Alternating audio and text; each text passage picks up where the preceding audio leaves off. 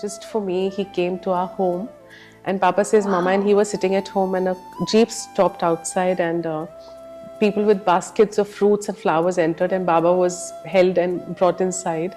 He came to usher in my birth, is what Dad says. And he just... he speaks, he shows me, and books have got written. Everyday messages that the world is getting through me. They just come, he just pours like like the waterfall, and just flows through me. It's beautiful. Yeah. This is fascinating. How is his voice? How does it, how is his voice? Yeah. It's ethereal. I can't explain it. I see flowers around him always. Whenever I've had darshans of Baba, it's like he's sitting in Vrindavan maybe. I don't know. I mean, there are like 100. Yes, ma'am. Like I can just see it in you as you're explaining. I can see the emotions just like flutter around you. As healers, we can travel to the past. Yes. We can travel to the future. We can do that. We do time travel in our healings. I went back to the time when the baby was in the womb. I connected with the baby there. I shut her down to... I was visualizing him on that hospital bed, and I was sending that energy to him. Suddenly, his room starts getting brighter and brighter and brighter. It is like...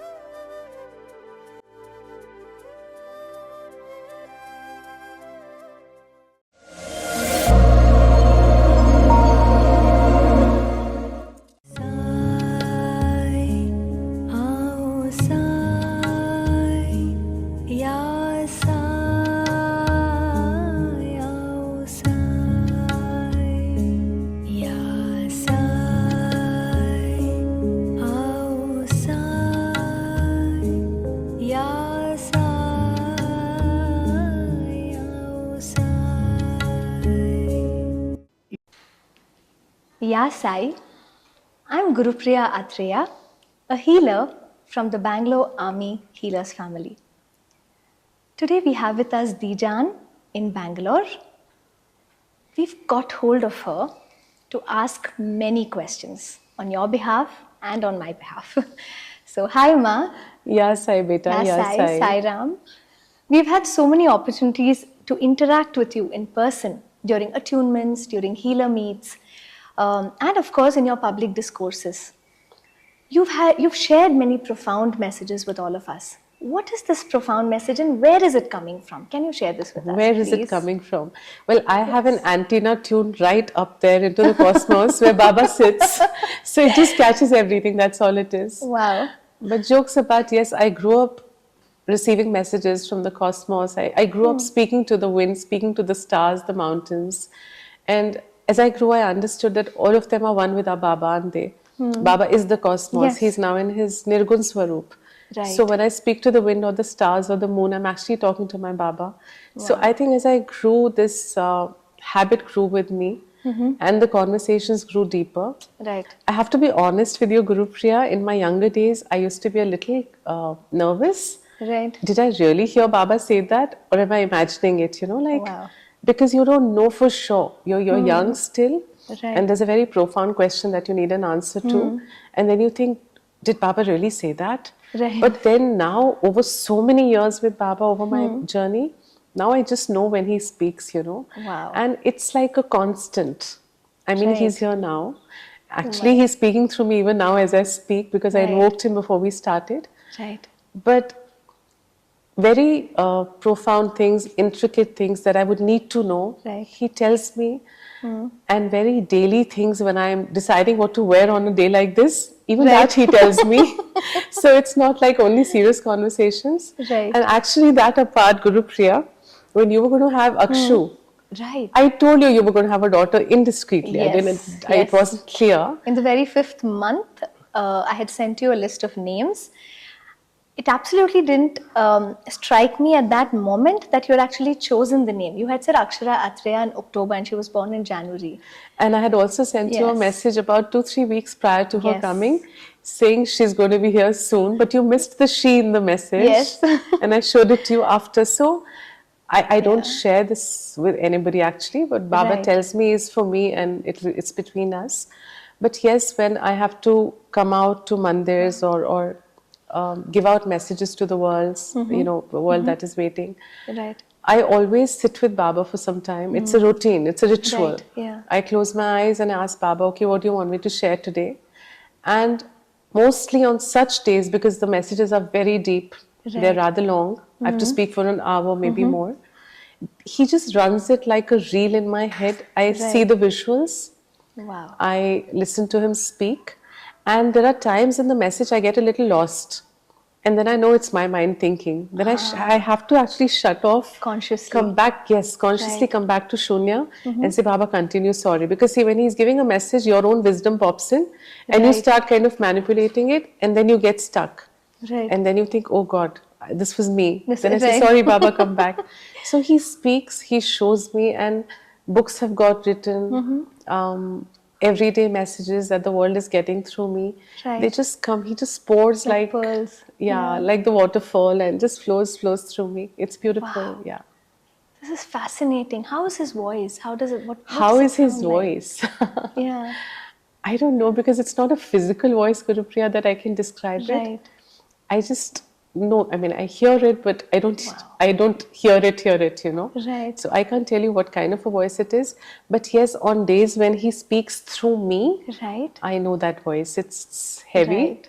It's full of love and warmth. Oh my. And we have so many emotional things. When Baba is giving me deep messages, sometimes I see tears in his eyes, and there are tears in my eyes, because the message is going deeper. So you kind of go into that oneness where my experience, and I suddenly realize, oh God, even Baba is emotional as he speaks. Right. So I see him, I feel him. Ma, which language does he talk to you in? In any language, I mean, which I speak. Which you speak. Yeah. Right. It could be in English, it could be in Hindi. Right. We've never tried Tamil or Kannada yet. Yeah. Does he also get? Are there times in this? I mean, I'm sure you both are like you're soaking in each other almost. That's what I. Yeah, Yes, that's what I feel. yes. What are the emotions that you go through when you hear his messages? One, and in the same question, I'd also like to ask you: are there moments that he scolds you? Does he say, "Why did you do this?" Or others? Because it's such a personal interaction.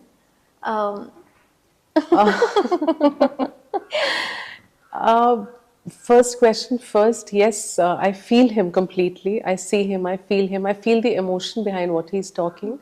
Because when I have to come and replicate Baba's messages and share them with all of you in the world, I have to convey them in the same essence as I have received them. For that, I have to feel Baba's energy. If I just hear it and come, it won't work. Right. I listen, I integrate, I assimilate, I ask again. I didn't get this part, Baba, explain it again to me. So he runs me through again. And you know, Gurupriya, I've realized another beautiful thing. When Baba was alive, when we read the Satcharita, he always had a way of telling everything through a story. He never answers, if somebody asked him a question, he never gave a direct answer. It was never direct. It was never a direct answer. He would give out a long story, and in that you had to kind of find your answer. Infer what he's saying. And I think each person's inference is also different based on what they need. Yes, yeah. I may infer one thing from his message, you may infer something completely different from his message. So similarly now when he talks to me, I have to infer what he is saying, not what I am thinking. Right. Because then that will be my interpretation, which is wrong. Right. So I keep asking him till I really understand it. Then I close my eyes, I run through again. And those who accompany me in cars when I'm going towards the talk know that my last 30-40 minutes I shut down. I just close my eyes and I run the whole thing again, because mostly it is complex and I have to be ready with it. Absolutely. So yes, first question, I do feel him completely to be able to share it. This, right. And does he scold me? Not just scold. What are the emotions? You all must be sharing so much together. He doesn't scold me, Gurupriya, but he corrects me. And he corrects me so beautifully that I understand where I went wrong, like it's correction. Right. what should I say? It's positive, corrective feedback, Right. which is what I had learned as a child, like Right. we should always give positive, constructive Absolutely. feedback. So he's never angry, he's never upset. He'll just explain things and you're like, oh my God, Baba, I could have done this better. Better. Oh, I missed this. You Right. understand it. Right. There are times I see him very emotional when I do something exceptional. He tells me that you've broken the bars I had set. Right. You've Right. gone beyond what I expected out of you. And Wow. I see him happy. I see him teary Celebrate. eyed. I see him emotional. I cry with him. He cries. We have great moments together. Yes, Wow. we do. Okay. In the same moment, I would also like to ask you, uh, we have, in fact, as healers, I have experienced a couple of things that I have a question following this. There have been simple incidents, for example, in a healer's meet. There was once that I brought a plate of prasad, which there were so many offerings brought by different people. And I had just served different as a prasad before we all stepped out for lunch. And you hadn't seen what was in the plate. I had brought it closed and I just handed the plate to you. This was maybe about 4 or 5 years ago. And you closed your eyes and within maybe a few seconds, you just looked back and said, who brought the prasad? Is there sweet in this? And I said, no, I didn't bring the sweet. I just brought the prasad. He said, yeah, he's asking me for the sweet. And I remember being absolutely going cold that moment, I was like, oh my. I don't remember the story at all. I have no Right. memory of this. But yeah, he Right. tells me, so it's normal, right? Right. So if I feed him and he wants sweet, he'll say, okay, I've had the food. Now where's my sweet? He must be asking, so I must have asked, where's the sweet? Who brought Where's the the food? Yeah. sweet? Right. So yes, he asks. And I think that's what is beautiful, Gurupriya. There are nights when I see Baba, when I have actual darshans, and that's when I receive the mantras from Baba. Absolutely. The mantras you have been singing for the whole Yes. of Sai Bisa, and the whole world has received these mantras. Right. These mantras, when I sit with Baba sometimes in the night, like what we call this trance state, Right. I'm there, but I'm not there. I'm in the physical body, but I'm not in the physical body. Right. And you just merge with your guru in energy in that moment, and he just it's ethereal. I can't explain it. I see flowers around him always. Whenever I've had darshans of Baba, it's like he's sitting in Vrindavan, maybe. I don't know. I Wow. mean, there are like hundreds and thousands of flowers around him, small flowers spread around him. And Baba, he expands, that murti of Baba in my house. Right. It literally expands and becomes bigger and bigger. It just breathing, grows. living It just sculpture, grows. right? Yeah. And as he grows, as he expands, his smile grows, his shoulders go wider. Sometimes I feel he's wielding the bow and arrow of Arjuna or of maybe Krishna, I don't know. I can Right. see that bow and arrow in his back, and he's just magnificent in that moment. Wow. And then the mantra starts flowing in, like last one that you Right. sang, the Guru mantra. Right. I heard Baba sing that to me. He didn't give Right. me the mantra. He was singing it. So I started singing along and I sent you the same. Yes. And you Yes. sang it just as Just- it is. yes, yeah. So yeah, I see him, I hear him, I feel him. Wow. And I think I'm blessed. That's all I can say, so blessed. Yes, ma. Like I can just see it in you as you're explaining. I can see the emotions just like The flutter joy, around the you. excitement. Yesterday I had a talk in the mandir in Bangalore, Right. BTM, and when I was exiting from there, I just looked at Baba one last time to say Sai Ram and express gratitude to Right. him. As I looked at him, exactly in that moment, I had that glimpse of what I have at home. There were flowers, he was expanding, and I was shocked. Like, so many people around me, what's happening? I Right. blinked and then he disappeared. So it could be anywhere, anytime. Right. Unexpected, yeah. You're living in that magic in every moment.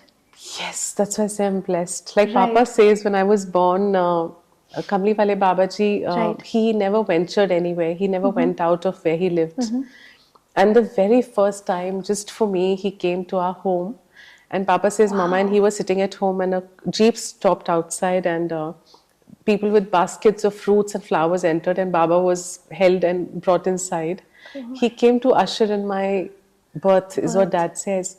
And he just told everybody, you do what you want, go away from here. He took me in his arms. Right. And he kept doing something with me, he says. He was Right. talking to me, playing with me, or Papa feels it was Shaktipat. Right. Some magic happened in that moment. I became the magic, I think, because this is magic for me This is also. What absolutely. happens? Yes, Yes. It's not like you do. These things don't happen normally in life. This Absolutely, is and magic. we are blessed to actually be able to experience little bits in our interactions also. And there are so many times, whether it's me or the world around you, who reach out to you in moments of despair, or most often it's that. And of course, we also share joy and celebration. Yes. But in those moments of despair, I have noticed, even if I drop in a text and just leave it at your window, and maybe I haven't received a response back, but somehow either the situation sorts itself out, or I am feeling lighter, and not that heaviness has just left my body. I think that's a very good observation, because I think this is something that so many healers have told me, that when they place a request to reach me, like you have access to my number, some don't have access, Right. so they Yes, just send it through for the sure. team. But once it comes towards me, I think Right. Baba hears it. Right. Because he's everywhere, it's Right. not like I have to physically listen, and I think that before I can come back with a response, the problem has resolved itself. Has resolved So itself. even I smile, and sometimes when I miss a message for 4 days and I go like, oh my God, I missed it. Right. Earlier I used to panic, now I smile, just check back with them before I reply. When they check Right. back, it's resolved. It's resolved. So right. he's listening, Yeah. which is beautiful. Beautiful, absolutely. To ma'am. have a guru like him is beautiful. And for us to have a guru like you and Baba, really, Thank you. it is a life of blessing to be able to have. It's just a blessing to be here in this moment with you, and also in this life to be able to be a part of this journey, and to Yes. be a healer, to experience his energies. And It's an incredible journey, Gurupriya. I've always said this, that we healers are apart. There is the entire world on one side, and there is the handful of us. Yes. The lives we live as healers, you are witness, and the healers who are Yes. here with us now are witness. Yes. Yeah. Our lives change so beautifully. They become so much more empowered. We become so much more cleansed. Right. We live far, far better lives than we were living before becoming healers. Right. Because this initiation, it opens us up to this very high frequency energy, and everything shifts Yes. for us. So we are blessed for sure. We belong to Baba and we are his healers. Right. It can't get any better. Absolutely, absolutely, Ma. While we're talking, Ma, about these everyday moments, these little experiences, we also know that you have had, like, there have been so many big miracles, right? Surreal experiences. Like, one can't, for me, it's been not just fascinating. I think I've been awestruck to listen to a few stories. Can you share a few with us, Ma?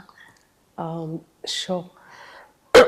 As a healer, there have been like so many experiences. I wouldn't know which one to pick. And actually, if we call all our senior healers and or the entire army, everybody will have so many to share. Each Right. one more profound than the other. Right. But yeah, I can share a few. I can share experiences I've had in that energy with Baba, which is very different from what we'll experience in real life. Let me share with you about the healing experience of a small baby. Okay. This happened about 10 years back. Right. Now I don't take healing cases because you all do it for Right, me, so I don't yes. have the time. But this is a time when I was taking healings, and somebody very close to me referred this healing to me. And this is a small child, about 3 years old, and she was extremely asthmatic. And it was such severe attack of asthma that she would get into these bouts of cough, and they wouldn't stop. And she would keep throwing up because of that, cough and throw up, cough and throw up. There was nothing inside the child to throw up also. It was just phlegm and very bad situation. They were nebulizing her, they were hospitalizing her. She was put on oxygen at times. She was like really, really low. So they requested me for healing, and I started healing the baby, and I continued healing, and nothing was happening. I would heal and there would be no effect. I would heal and this does not happen. Happened As before, healers, right, yeah. if we send energy, it has to do something on the other side. Something, right. But the child was not getting better. So I remember sitting before Baba and in complete helplessness, I said, Baba, there has to be something I can do for the baby. You know, look at her Right. condition. Why would you bless me with an energy if I can't help the child? Right, right. And in that moment, I just closed my eyes and I prayed, and we are healers, we become highly intuitive. Or Right. should we say that the cosmic guidance comes to us, we can actually listen and integrate it much Yes. better once we Yeah, become yeah. healers. So I was waiting for guidance and I started seeing the mother instead of the baby pregnant. And I could not assimilate, you know, like I'm asking Baba to heal the child of asthma. Why am I seeing the The mother? mother, right. So I anyways completed my prayer. I called the mother and I said, listen, I asked Baba for guidance and I am seeing you in your pregnancy. Is there something you'd like to share with me? Is there something that I don't know that I should know? So she said, Didi, I had no idea that there was anything to do with the pregnancy. I would have Right. mentioned, but yeah, my pregnancy was extremely traumatic. No. And I said, why? Please tell me more. So she said, my husband is a very angry man. And the moment he would enter the house, I would get into this fear. He would scream, shout, throw things around, break crockery, cutlery, and just be furious all the time. So she said, I have lived those 9 months in extreme fear. Fear, right. So she says, does that help? No, it made no sense to me, honestly. I told her Right. thanks. I go back to Baba and I sit down there and I said, Baba, please, I need to understand what is the correlation. Right. So I prayed again. Now I get this guidance that when the mother is in fear, when any of us is in fear, what is it that we do physically? We just go like that. Yeah, we shut ourselves. right. The moment you do this, you're shutting yourself. My message was so clear that the baby inside, of course, hears everything from outside. We believe Right, that. right. The Bhagavad Gita says that. Right. So the entire story of the Mahabharata is about Yes. that. So the baby is listening. Now, if the mother is in fear, the baby inside is also in fear in the womb. Absolutely. If the baby stays closed like that for 9 months, obviously we've shut down this channel, the breath, Yeah. asthma.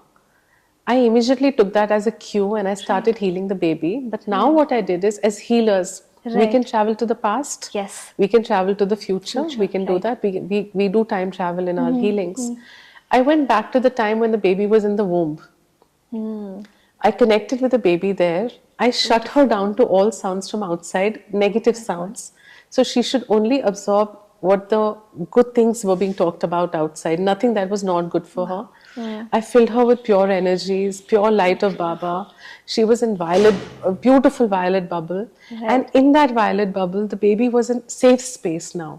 Right. And now I told the baby that you're healthy, you're fearless, Right. you're in lovely space, enjoy this cosmic, this journey as you Yes. come to the cosmos. And you're not going to believe, Gurupriya, I started healing in the past, in the womb, Right. and the baby in the present started improving. Oh my. Trust me, I was equally shocked. Yeah, I was goosebumps. I was like, this is not happening. Her asthma got better, her cough reduced, and today she's absolutely fine. She has no signs of any asthma, any cough.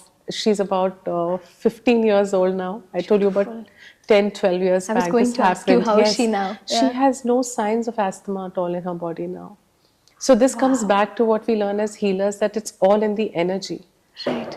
All in the energy. If there is a something we hold in the energy which is dark or negative, that is what comes into the physical Into body. the physical body. It manifests as So when you cleanse the energy, the body automatically starts healing. healing. Beautiful.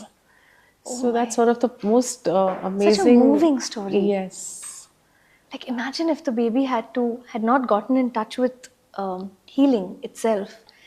I mean, this is So we have so many babies like that, children who have Right. sugar at diabetic at Right. very little ages. The healers are all healing them. They're all free of diabetes today.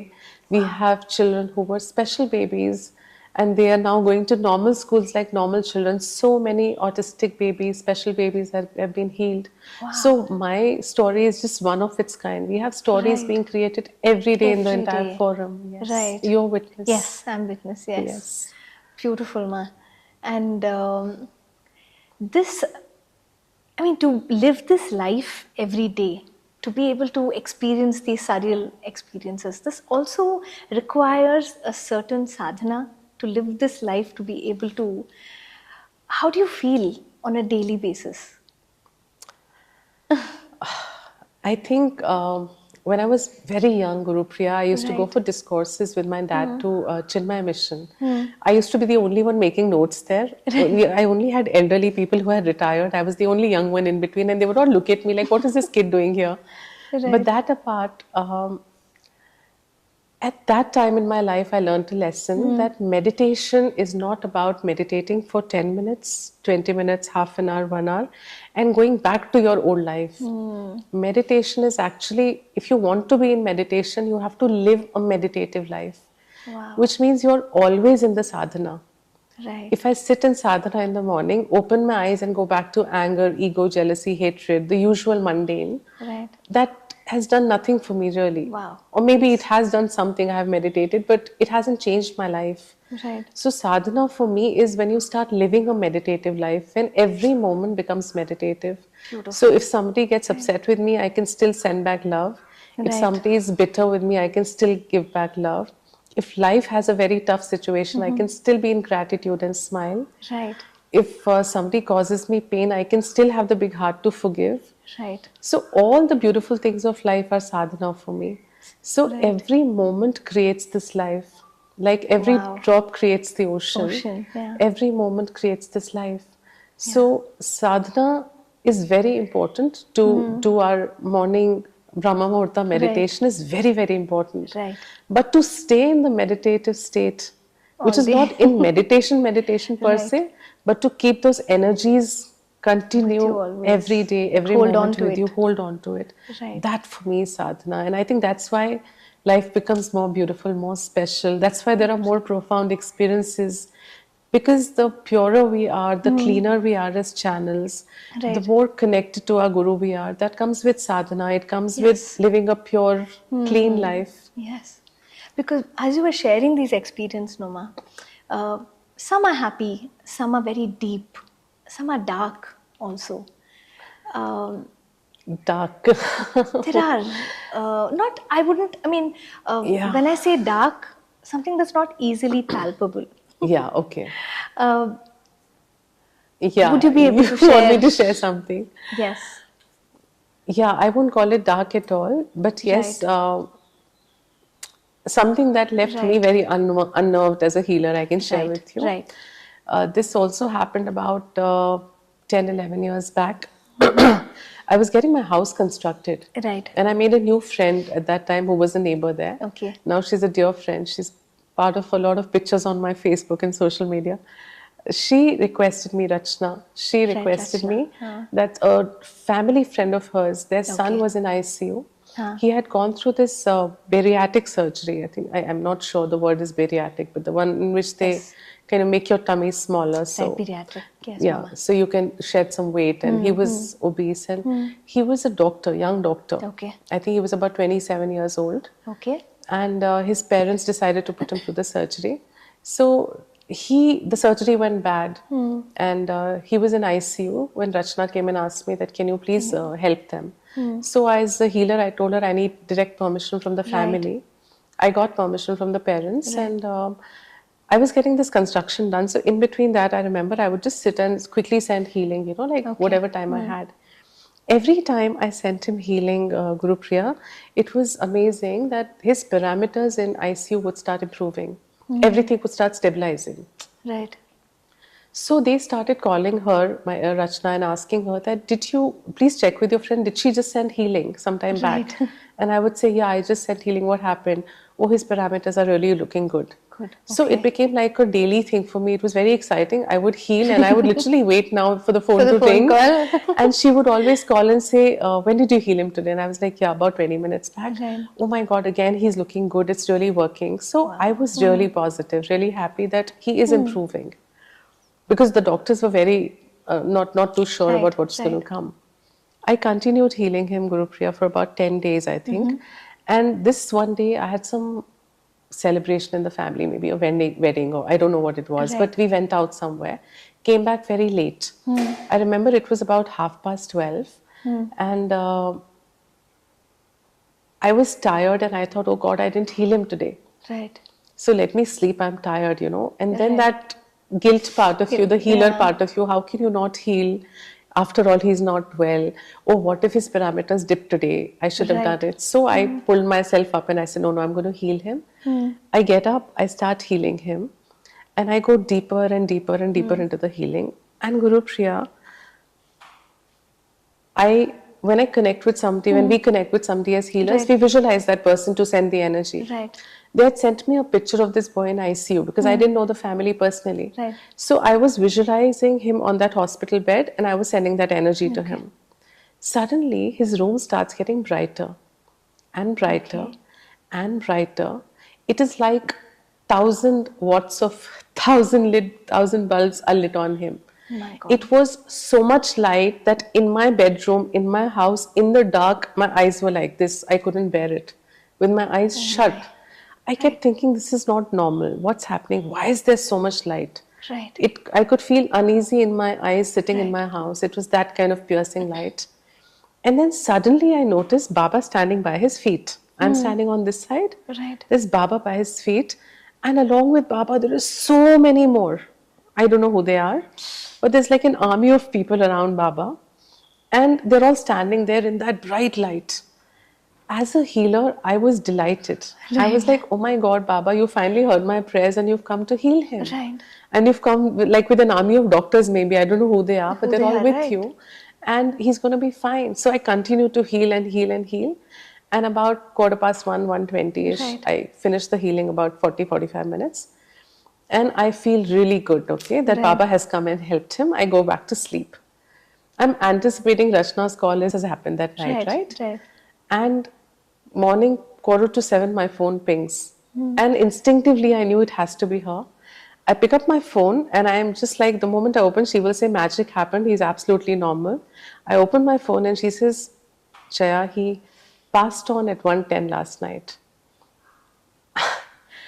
And then I realized I actually witnessed his going away. I'm sorry, this is difficult, yes. Right. But when we talk about it, it sounds very normal, but my heart still skips a beat when I speak about it. So what I was actually visualizing was not the healing. As a healer, I saw light, but that light was his welcome. Those people were not doctors. They had come with Baba, maybe his family or ancestors or whosoever it was. They had come to welcome him and take him. I didn't see the soul leave the body, so I didn't realize it, but I disconnected feeling something happened. Exactly. So this is not dark for me. This is, but this Absolutely is something not. that Yeah, as a healer, when we are helping people, out of 199 people recover, but there is one person who has to go. Their Right, time has right. come. But in that moment, I was connected to him when he went. Right. So I actually had this live experience of what was happening on the other side. So being a healer is profound, Gurupriya. We have experiences Absolutely. that normally people can't imagine having. We have so many. I mean, I could go on for days sharing my experiences. And imagine us just sitting around and listening to these glorious, stories. And this is surreal. I think everything about the healing is surreal because we talk in energy. See, we are in our physical bodies, so everybody in the whole world thinks we are physical beings, beings, but we are actually beings of energy. Right. If you study and go deeper into science, we are made up of atoms. Right. The smallest atom that we are made of is actually all energy. It's not matter or mass. Did you know this? That the smallest atom that we're made of is actually pure energy. There is no mass in it, there is no matter in it. It's just But when you energy, right. bring together so many atoms, it takes a physical form. Scientists don't understand how. Because it's energy, you're Right. bringing energy together, it should stay energy, but it Right. takes the form of a body. Right. But when we heal as healers, Right. we go into that beautiful energy, the auric energy around us, that powerful energy, the prana shakti that we are. Right. So when you heal that prana shakti, when you can't heal the prana shakti is God energy, but whatever is depleted or whatever is not correct in that energy, when you correct those, balance. yes, when you bring it back into balance, healing happens magically, and that is why it is a very profound experience, because it's happening at that cosmic level, Right. the level of the cosmic consciousness, Right. higher consciousness, God consciousness. Right. And I think rightfully, Ma, which is why, this brings me to this thought. As a guru, I have seen crowds in our circle that during your discourses, I see age group, there is no particular age group that comes. We have a massive mix from little babies to elderly and a lot of youngsters, right? And I think that's one thing is, of course, Baba, and one thing is the relativity, like how you're able to explain science or behind the meditation, behind healing. And I think this is, we're able to understand it in a way that the world understands it today. Instead of just, because I remember as a child, if I would ask, like during the Mangalarti at home, if I would ask a question to my grandfather, he would say, don't ask questions, just do it. So we were never given an answer. And so, I mean, when I spoke to you about sadhana, and you have to live this practice every day to be able to also be so sensitive to listening to those messages, the energy flow. And so what would you say about just this? How does it feel as a guru when you're speaking to so many different age groups? And I see you so beautifully engaging with Akshara, for example, my daughter who's 8 years old, with a little baby, with youngsters and with the elderly. How are you able to seamlessly transition? I think first of all, I am so glad if I can break that monotony that has been attached to gurus, because we come from a culture where when you say guru, people expect somebody in a saffron dress with a white garb or something, with a rudraksh mala, and that is a guru. I remember when I came to Chennai for the first time in my journey, Kaushalya Ma, our core team member, Kaushalya Padmanabhan, she was taking me to Kunur. To Baba temple, and her in-laws live in Kunur. So she told them, I'm coming with my guru. Okay. Now she calls me Guruji. She's the only one. Everybody calls me Ma and she calls me Guruji. So she's like, I'm coming with my guru. So we're headed there and we're in the car and I hear her whispering. I was sitting looking outside the window. So she's talking in whispers, but she's too close for me to not, hear it. She's telling her in-laws, listen, I'm coming with my guru, but she's normal. Don't expect anything else. I laughed and laughed. She said she's normal. What does that mean? Does the saffron clad is abnormal? I asked her, Cosima, they're not abnormal. But that apart, it's good to be normal. It's good to be clad differently, look differently, but speak the heart of every person around me. Absolutely, yes. Immaterial of age. It's beautiful because I think Baba loved kids as well. We know how in Diwali time he would have the little one dancing around and singing with him. And I think I just connect with every age, Gurupriya. It's very beautiful because it's heart to heart. It's energy, right? Age is just a number. You could have Akshara, your little one, who's a wise soul. I mean, at her age, the conversations I have with her or with my Saisha back home or my little nieces, they're so young. But when I talk to them, their physical age may be 8 or 14, but their soul's age may be 500. And your soul's age may be just 300. So they will actually be wiser than us at their age than we would be at ours. So I think it's all in the energy. I just love that. And I'm glad to be this different person. And yet be a guru. Yes, and it just makes it so approachable. Even for us, we'd like to dress up. Every time you come to Bangalore, we know this kind of celebration. Everyone's in their finest attires. In different colors. It's a celebration. Yes, it's celebration. Yes, you don't have to always be muted and to be a guru. To be a guru, yes. The color, the light has to be within. It's not about the clothes is what I've understood. You could be wearing anything. You could, like Baba says that when you come to my mandir, you wear brand new clothes. You come bare feet so you don't carry the dust of your chappals. You cover your head to offer respect to me. But if you come with a bad thought in your heart, there is no point doing all of that bathing, cleaning. It's all nullified. So I think the light should be inside. What we wear, how we walk, what we do, that's all immaterial. The light has to be here and that should be visible to those that love you. That is why you get that love. That's why I get the love from all of you all, because that heart is here, the light is here, he is here. It's like that one hug and then everything just feels like, okay, everything is good. It's all sorted. It's in control, And for each one of us to feel like you've got our backs. Always. You better have that. Everybody knows who's watching this. Have your back. Always. I had this one question, Ma. One more. Oh my God. Yes. One last Okay, question okay. before.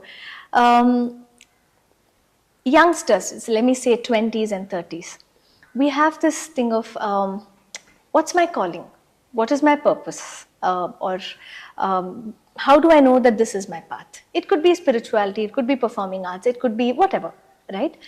How and when did you recognize it that this is your, because there is unconditional commitment that one sees. Uh, it's not easy to be a guru at your stature with building this healer army of thousands of people across the globe. You're an educator, periodic workshops and constant attunements coming around different times of the year. Apart from which, girl child education. There are so many things that about Sai Bisa and about you as an individual.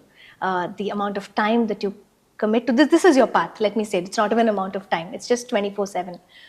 How and when did you know that this is, because you've also studied in Lady Shri Ram College and you have come from a certain background, right? Yes. When did you know that you had to commit, devote and dedicate? So there are two parts to this. When I was very little, I used to do a lot of meditation on Devi Ma at that time, I remember. Right. And I just knew, Gurupriya, that I have come for a purpose. It's weird that at that age you can know this, but I knew I was born for something important, Right. that I had a purpose or a task to accomplish. I knew it when I was this much. When children don't even understand it, I knew it for some reason. But when did I understand my path? When Rishi healed. That was when my path changed. Even in the book, I've called it as Rishi's cross paths with me, and I chose my path after that because I was running a full-fledged business. There was no competitor. I was so good in my work. I was so committed to it. I had a staff. We had a gorgeous office. We were flourishing. Right. And this healing of Rishi happened. And initially it was okay for me because whenever I heal somebody, they get better. So what's the big deal? He got better as well. He spoke. It was okay. But when I got these calls from doctors of Apollo saying, "What did you do, madam? This is not possible." Right. And I said, "Sir, I just prayed. Why is it not possible?" And they said, "Haven't you read his discharge summary?" And I said, "No." And the doctor said, "Well, I'm the one who operated upon him and I have removed that voice box from his brain. He doesn't have the organ for speech." I froze. I was a young girl in my 20s. I froze. I was like, how is it even possible? What did I just do? Like you said, the army background, LSR. Yes. You are differently tuned. Business. Your spiritual is okay, but you're not expecting that you will put your hands and somebody who doesn't have the organ for speech will start talking. And I just knew at that moment that, oh my God, there is a larger purpose, for me. This is my calling. I cannot be running my business and doing this. I have to give myself to this path. I have to help people. And till today, my friends from that time, my brothers, my cousins, they tell me, "Didi, how could you have done this? You should have given us the business. Why did you shut it down? You should have given it to us. We would have run it." I just literally closed shop. I said, "I'm not doing this. I have to pursue." And I was at home doing nothing for a few years other than studying, researching, reading, healing, writing Baba's first book, which I used to just write because I loved him. So all that happened during that period. And rest is history. And the question you asked, how do we know we're on our path? Especially for the youngsters, 20s, 30s, or actually any age for that matter. I think it's very simple. Anything that gives you joy and fulfills you tells you you're on the path. If you're feeling very happy doing it, if you feel this sense of deep fulfillment when you sleep at night that, oh my God, I did something gorgeous today, you're on the path. But if you're doing something and feeling, oh my God, another day wasted, this is not what I'm created for, then you're not on the path. It's actually simple. It could be any work, but you can just know whether you're not on the path or not. You just have to listen to this beautiful voice of consciousness, constantly speaking to you from inside, voice of Baba, voice of Krishna. Lovely. Thank you, Ma. Thank you, Thank beta. you. There are many more questions. I think we'll meet another time. Day. Yes. Yes. Thank you so much for asking these questions. I think people are going to love this because we've never spoken about all this before. So it's nice. Yes. And I love you. Ma. So love thank you you too, for Ma. this. Thank you so much. I love you. Thank you. Thank you, Sai Ram.